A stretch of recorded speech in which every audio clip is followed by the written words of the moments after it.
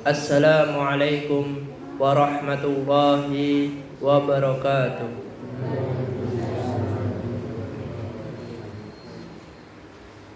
Innal hamdalillah nahmaduhu wa nasta'inuhu wa nastaghfiruh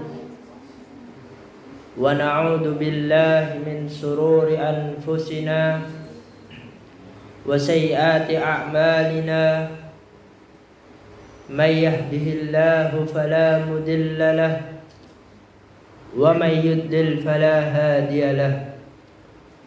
Wa asyhadu an la ilaha illallah wahdahu la syarika lahu wa asyhadu anna Muhammadan abduhu wa rasuluh. Amma ba'd. Para hadirin jamaah penuntut ilmu yang sangat dimuliakan oleh Allah Subhanahu wa taala,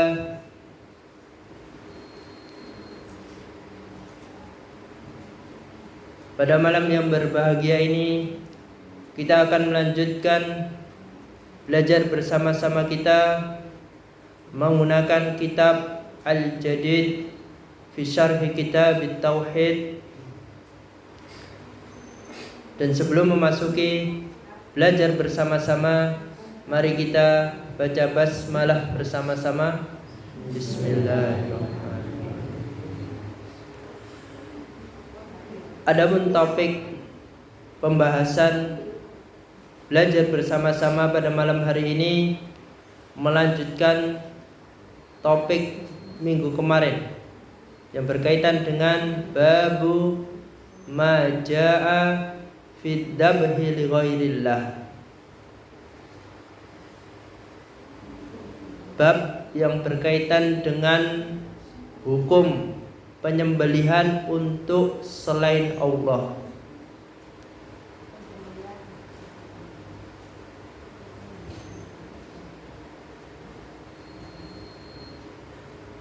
Nabi Muhammad sallallahu alaihi wasallam menyampaikan kepada kita semuanya dalam hadisnya dari jalur Ali radhiyallahu anhu qala haddatsani Rasulullah sallallahu alaihi wasallam bi arba'i kalimatin an Ali, dari Ali, semoga Allah meridhoinya, qala, berkata,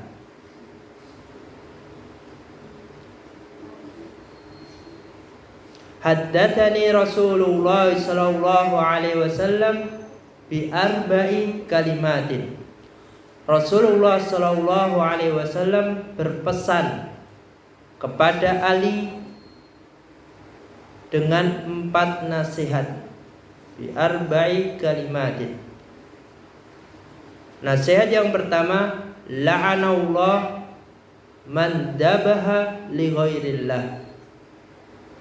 Allah akan melaknat orang yang menyembelih untuk selain Allah.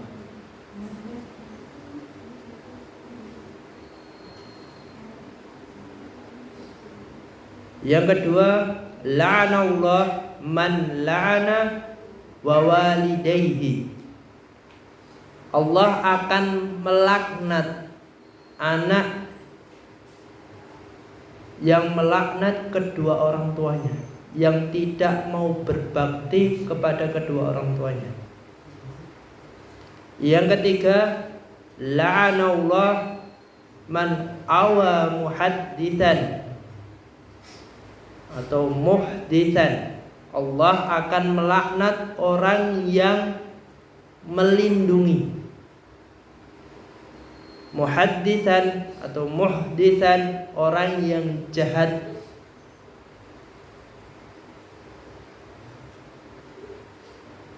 Juga muhditsan di sini juga bisa diartikan Allah akan melaknat orang yang melindungi orang yang melakukan perbuatan bid'ah atau kesyirikan.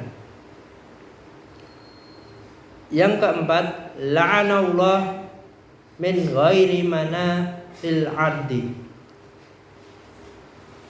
Allah akan melaknat, akan memberi hukuman orang yang sengaja mengubah patok batasan tanah.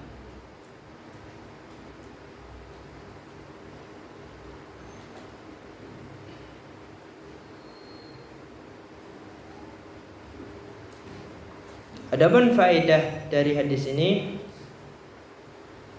tahrimud dabhi li ghairillah, sebagaimana disebutkan dalam hadis Nabi tadi yang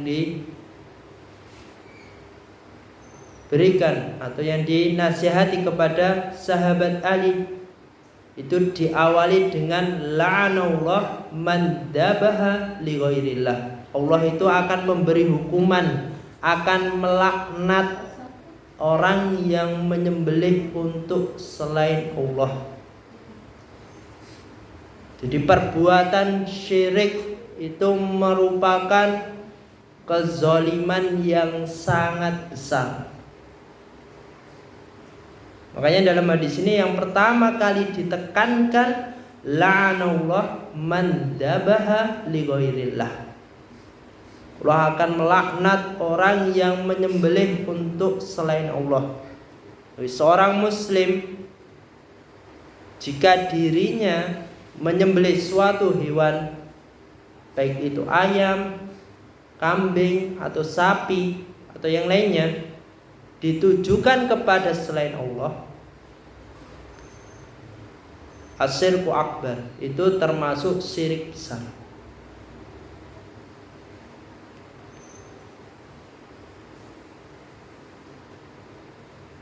Dan juga di dalam surah Al-Baqarah ayat 173. Jadi di layar ini ada yang tercetak miring sama tidak. Kalau yang tidak tercetak miring itu pembahasan inti. Kalau yang tercetak miring itu penguatan pembahasan yang kita pelajari. Di tahrimud dabhi li ghairillah, larangan menyembelih hewan dengan menyebut nama selain Allah, juga disebutkan dalam surah Al-Baqarah ayat 173. Innama harrama alaikumul maitata, sesungguhnya Allah itu mengharamkan atas kita semuanya bangkai. Jadi hewan yang disembelih tidak menyebut nama Allah itu termasuk bangkai. Atau hewan yang disembelih menyebut nama Allah akan tetapi ditujukan kepada selain Allah, itu juga termasuk haram. Hewan yang disembelih dengan menyebut nama Allah, akan tetapi niatnya, tujuan menyembelih hewan itu ditujukan kepada selain Allah, itu status hukumnya haram, asyirku akbar. Waddama, darah. Darah itu hukumnya haram. Kadang ada yang menyembelih ayam itu ditadai darahnya lalu digoreng. Namanya apa? Saren. Nah, itu. Walaupun makan saren itu dengan alasan untuk tambah darah atau obat, itu hukumnya haram. Waddama. Walahmal khinzir, daging babi. Wama uhilla bihi li ghairillah, atau hewan yang disembelih dengan menyebut nama selain Allah, itu hukumnya haram. Famanitturra ghaira baghin wala 'adin fala itsma 'alaihi. Di sini ada yang perlu kita perhatikan. Tetapi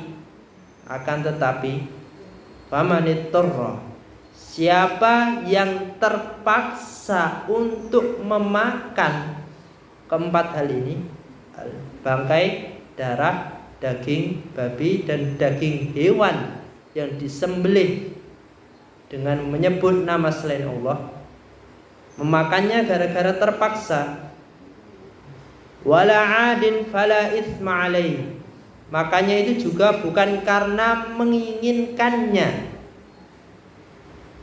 dan juga tidak melampaui batas. Fala itsma 'alaihi, maka tidak dosa. Jadi kalau dalam hidup seperti tadi, ada yang makan darah yang digoreng. Kalau sebelumnya tidak tahu, itu dimaafkan. Tapi kalau sudah tahu, maka itu tidak diperbolehkan.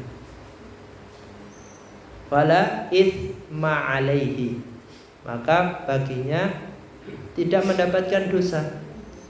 Innallaha ghafurur rahim, sesungguhnya Allah itu Maha Pengampun dan juga penyayang.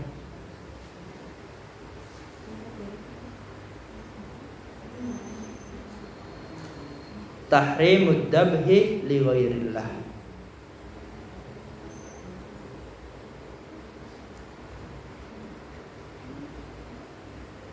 Yang kedua, faedah yang kedua, tahrimul la'ni al-walidaini mubasharatan aw tasabbuban. Larangan melaknat atau menghina kedua orang tua atau durhaka, baik itu secara mubasharatan, secara langsung menghinanya, durhakanya, au tasabbuban, atau tidak secara langsung.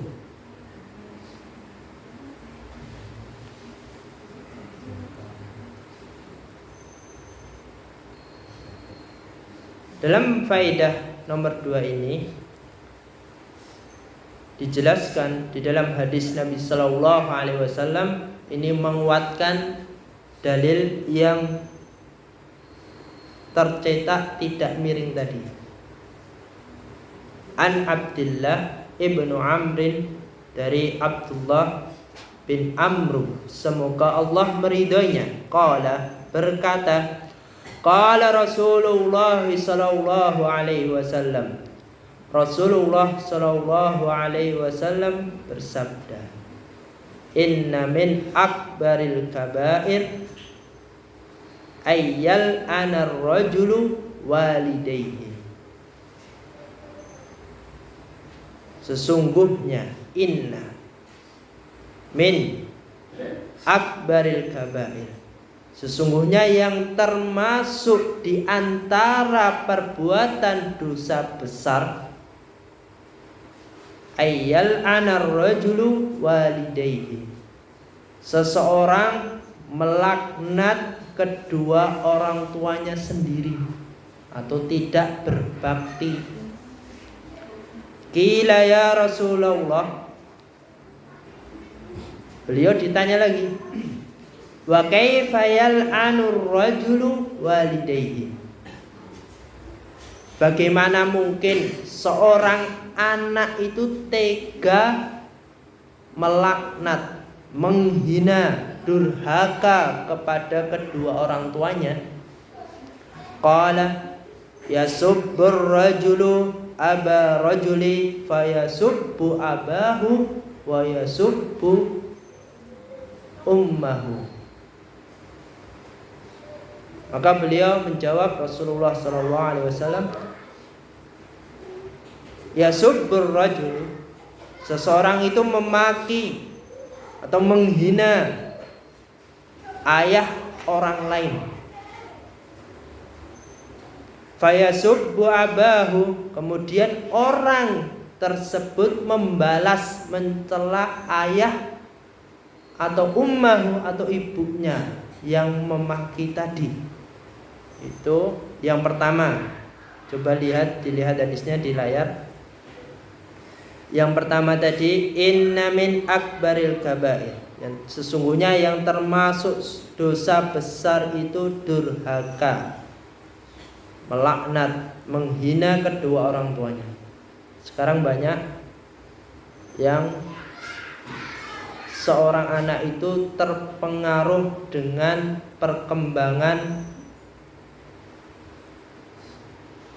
zaman gara-gara HP, TikTok, IG, Instagram, Facebook, game online.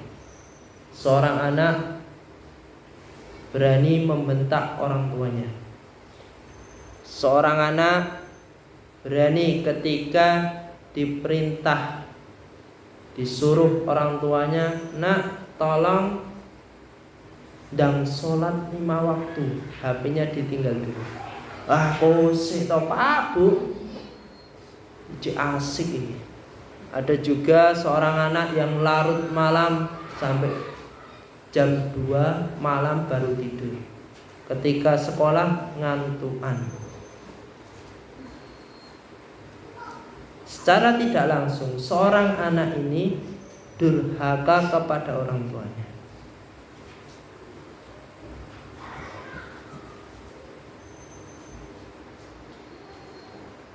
Lalu sahabat Umar di sini bertanya lagi, ya Rasulullah, wahai Rasulullah, wa kaifa yal'anur rajulu walidayhi? Bagaimana seorang anak itu tega, durhaka, menghina kedua orang tuanya? Qala yasubbur rajulu aba rajuli fayasubbu abahu wa yasubbu ummahu. Yang pertama tadi, durhaka kepada orang tua itu mubasyaratan, mencelanya secara langsung. Adapun yang kedua ini, yasubbur rajulu, seorang memaki melaknat ayah orang lain. Contohnya si A sama si B bertemanan. Saking dekatnya terjadi gesekan. Si A ngejek orang tuanya si B. Secara tidak langsung si A ini mengejek orang tuanya sendiri. Padahal si A ini ngejek orang tuanya si B. Tapi sama saja si A ini ngejek orang tuanya sendiri. Maksud dalam hadis ini. Atau misal yang kedua, si A ngejek si B, si B balas ngejek si A. Itu secara tidak langsung durhaka kepada orang tua dengan omongan.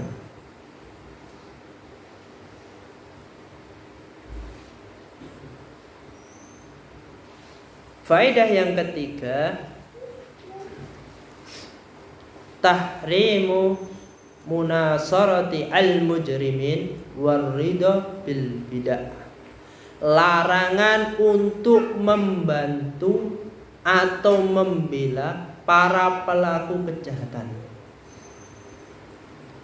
atau menerima, meridhoi perbuatan bid'ah atau perbuatan kesyirikan.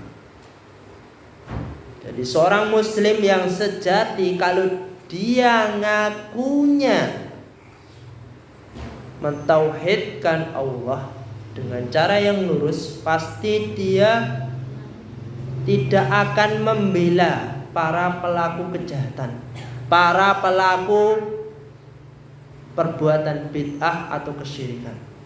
Karena dia tahu hukum membela orang yang melakukan kejahatan atau perbuatan kesyirikan atau bid'ah. Dikarenakan di dalam surah Al-Maidah ayat 2 telah dijelaskan, Wa ta'awanu 'alal birri wat taqwa. Kita itu disuruh, diperintahkan oleh Allah untuk tolong menolong dalam mengerjakan kebaikan dan ketakwaan. Kebaikan dan ketaatan kita diperintahkan untuk tolong menolong. Contohnya tolong menolong dalam kebaikan. Sekarang waktunya belajar. Gimana Pak Bu? Jika lihat temannya ngantuk dibangunin. Itu termasuk kebaikan. Perhatikan biar paham. Kalau ada yang ngobrol ditegur. Nah, itu dalam kebaikan. Wat taqwa dan ketakwaan.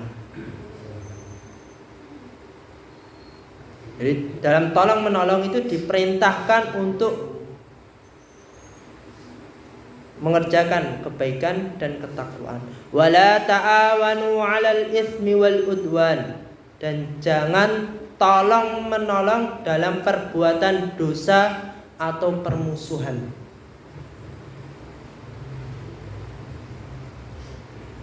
Seorang muslim yang sejati, dia tidak akan tolong menolong dalam perbuatan dosa.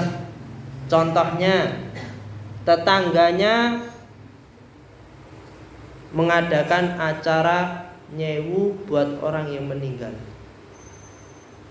Si A mengadakan acara nyewu untuk orang yang meninggal. Si A ini ngundangi tetangganya. Si B, si C diundangi.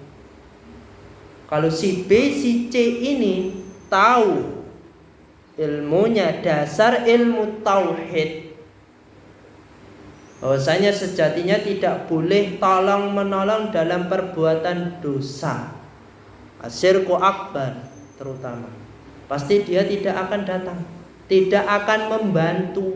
Karena sudah jelas dalam surah Al-Maidah ayat 2, wala ta'awanu 'alal itsmi wal udwan. Jangan tolong menolong dalam perbuatan dosa atau permusuhan. Jelas. Jadi tidak ada tawar menawar lagi. Jangan alasan pakewu. Jadi dalam ajaran Islam itu tidak ada kata pakewu. Selama itu di atas ketaatan kepada Allah harus berani. Didahulukan hukum Allah. Wattaqullah. Kita diperintahkan untuk bertakwa kepada Allah. Wattaqullah. Innallaha sadidul iqab. Sesungguhnya Allah itu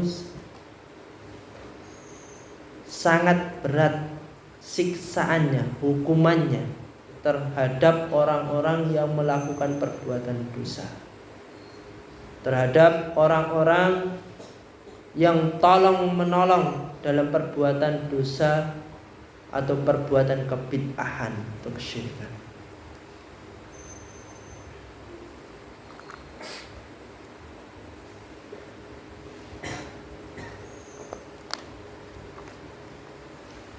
Faedah yang keempat,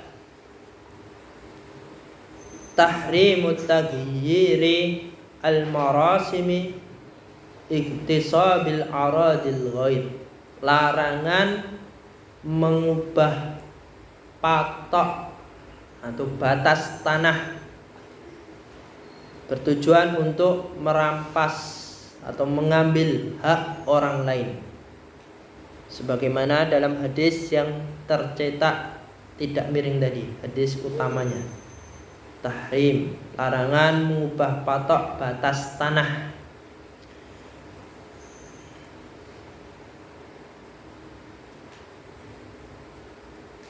Di sini juga dikuatkan dalam hadis Nabi Sallallahu Alaihi Wasallam dari Sa'id ibnu Zaid ibnu Amri ibnu Nufail, anna Rasulullah Sallallahu Alaihi Wasallam, sesungguhnya Rasulullah Sallallahu Alaihi Wasallam qala, bersabda, man iktata'a sibran minal ardi dulman. Barang siapa yang mengambil sejengkal tanah saudaranya itu merupakan perbuatan kezaliman.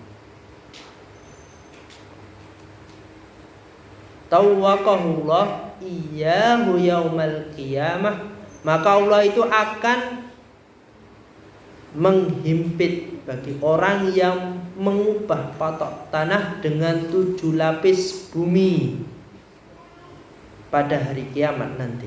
Sab'i aradina.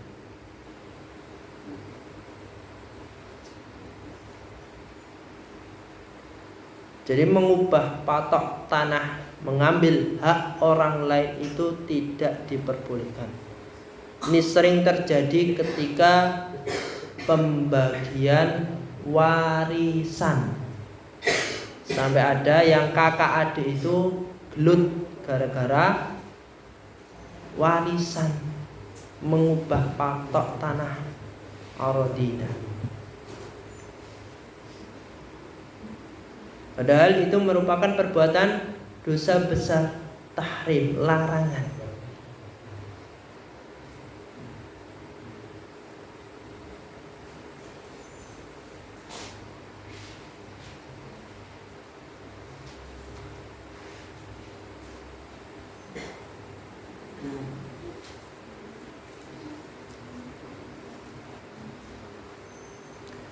Faedah yang kelima, jawazul la'nil fusaq ala sabilil umum. Bolehnya menyebutkan pelaku maksiat, orang-orang yang melakukan kefasikan atau perbuatan kesyirikan secara umum, akan tetapi tidak boleh menyebutkan nama orangnya, cuma menyebutkan nama perbuatannya saja. Boleh kita menghina pelaku perbuatan bid'ah, akan tetapi tidak boleh menyebutkan namanya. Contohnya,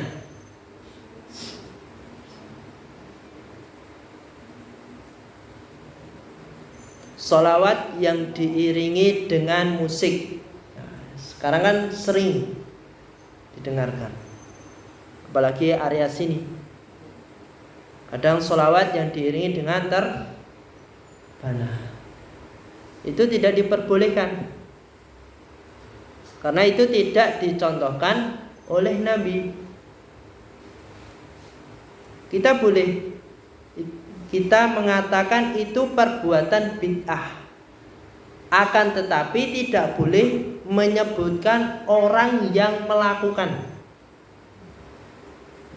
Kita boleh menyebutkan sholawat yang diiringi musik atau gamelan itu tidak diperbolehkan, karena itu merupakan perbuatan bid'ah. Akan tetapi tidak boleh menyebutkan nama si pelaku yang melakukan.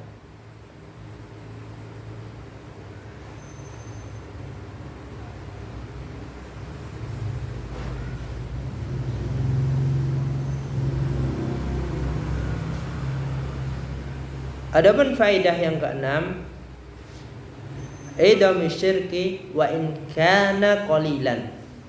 Besarnya dosa syirik walaupun yang dikerjakannya itu cuma sedikit.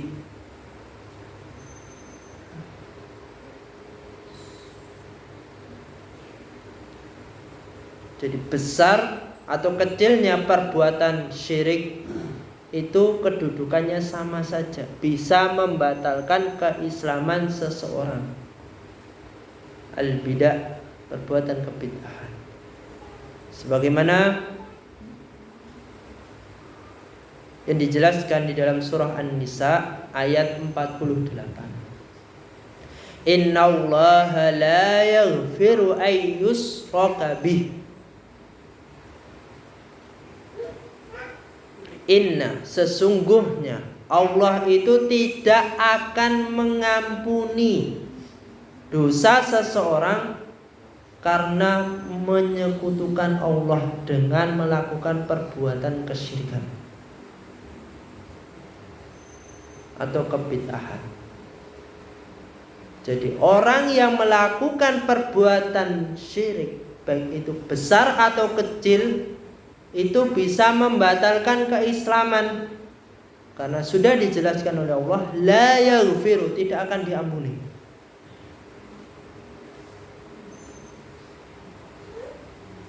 Wa yaghfiru ma duna dzalika liman yasha, tetapi Allah itu akan mengampuni dosa-dosa selain syirik. Liman yasha, jika Allah itu menghendaki. Karena perbuatan syirik itu merupakan perbuatan yang sangat dibenci oleh Allah, karena menyekutukan Allah.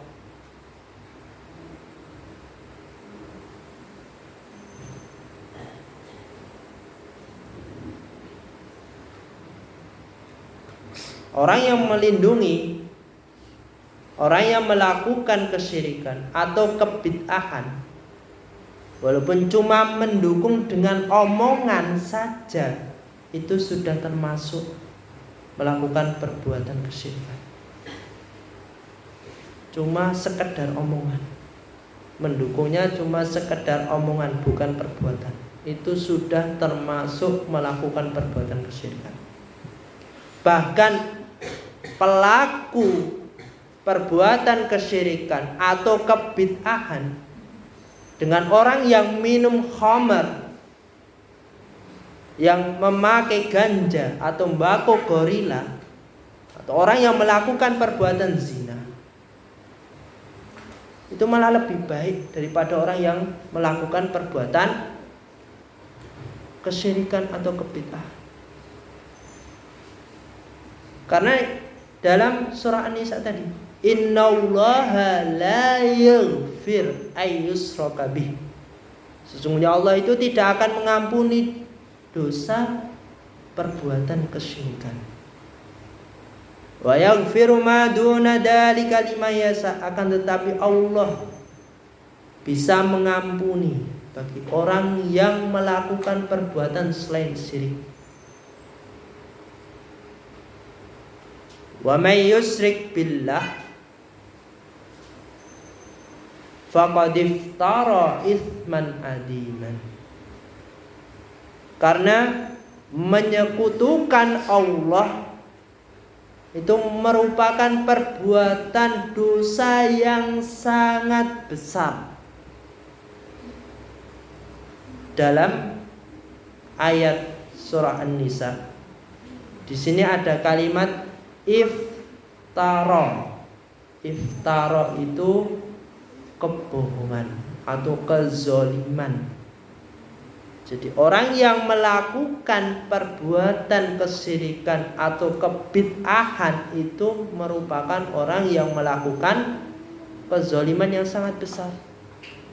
Orang yang sholawat diiringi dengan musik itu melakukan perbuatan kezaliman yang sangat besar. Itu malah lebih hina daripada orang yang melakukan zina, orang yang minum minuman khamar. Karena di sini tadi dia melakukan iftara itsman adiman, kebohongan yang sangat besar kepada Allah. Dikarenakan ini melanggar secara keseluruhan tauhidur rububiyah, uluhiyah, dan asma was sifat, sebagaimana yang sudah kita pelajari pertama kali ketika mempelajari ilmu tauhid.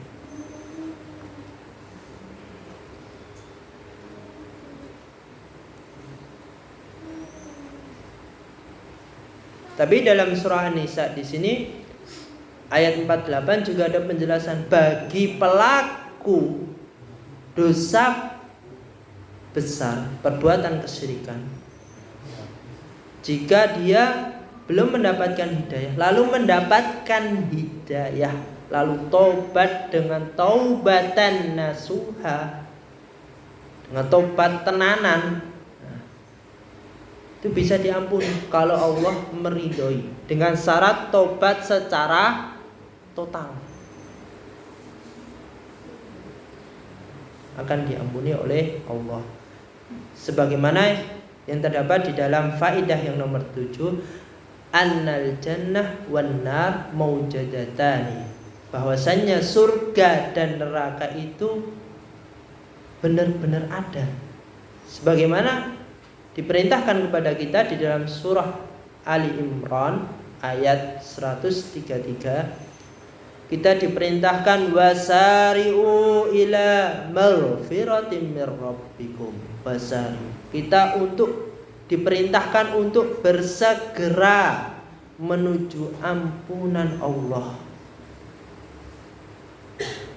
Jadi pelaku perbuatan kesyirikan, dia ingin tobat dengan taubatan nasuha itu untuk bersegera secara keseluruhan, jangan nanggung-nanggung. Orang yang melakukan perbuatan dosa besar, zina atau minum-minuman khamar atau yang lainnya, itu perbuatan dosa yang lainnya, itu diperintahkan untuk sari'u, bersegera. Untuk bersegera untuk apa? Maghfiratin mir rabbikum, untuk mencari ampunan dari Allah. Wa jannatin arduhas samawati wal ard, karena surga itu luas, dibentangkan seperti langit dan bumi. Uiddat lil muttaqin, surga itu disediakan hanya untuk lil muttaqin, orang-orang yang bertakwa. Jadi orang yang melakukan perbuatan dosa besar, kesyirikan, itu langsung auto neraka.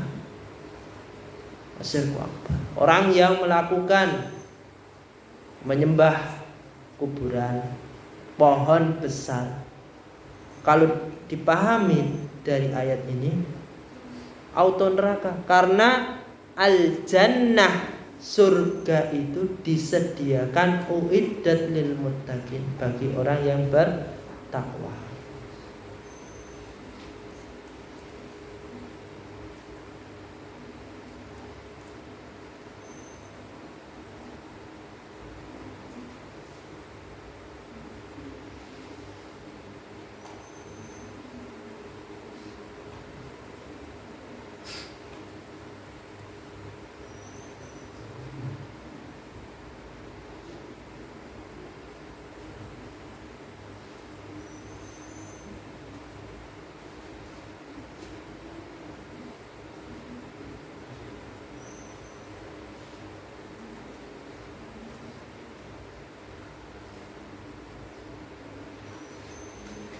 Faedah yang ke-8 yang terakhir, anna maqsudil a'dam amalil qalbi hatta indahu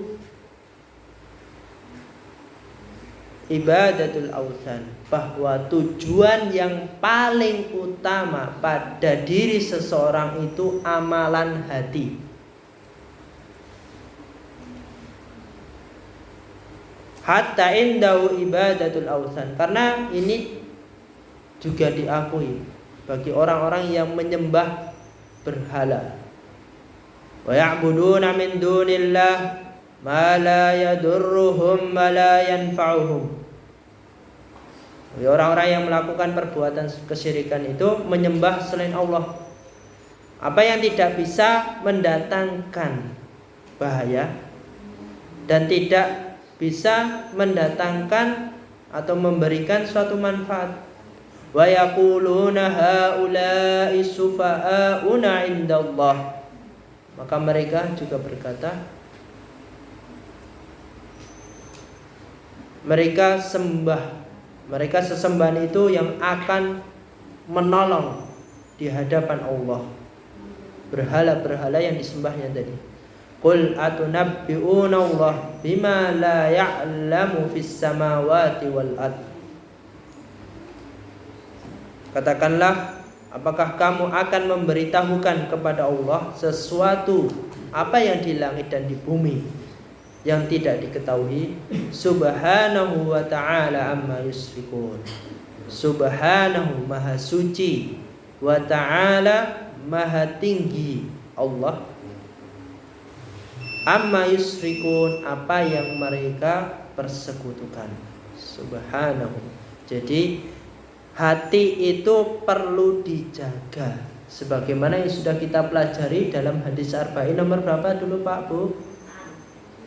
6 atau 5? 6 atau 5? 6, ya. Ala wa inna fil jasadi mudghatan. Ingatlah, sesungguhnya dalam diri seseorang itu terdapat segumpal. Idza salahat salahal jasadu kullu.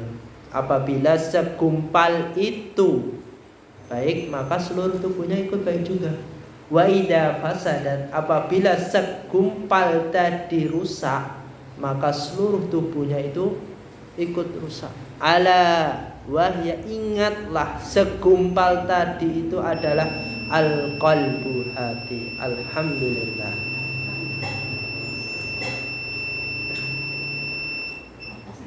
Sebelum ditutup Pak Bu, ada pertanyaan. Benar-benar perhatian atau cuma duduk gak perhatian? Atau cuma ngantuk-ngantuk? Jadi Rasulullah Shallallahu Alaihi Wasallam berpesan kepada Ali, sahabat Ali, dengan 4 nasihat. Yang pertama apa Pak Bu? Allah melaknat orang yang menyembelih untuk selain Allah. Yang kedua, Allah melaknat anak yang melaknat kedua orang tuanya. Yang ketiga, Allah melaknat orang yang melindungi orang yang melakukan perbuatan jahat atau melakukan perbuatan bid'ah. Yang terakhir, yang keempat, Allah akan melaknat orang yang sengaja mengubah batas atau patok tanah. Alhamdulillah. Mungkin kita cukupkan sekian. Jika ada salah kata atau perkataan saya menyinggung para hadirin, saya minta maaf sebesar-besarnya karena keterbatasan ilmu saya. Mari kita tutup dengan doa kafaratul majlis. Subhanallah wa bihamdihi. Assalamualaikum warahmatullahi wabarakatuh.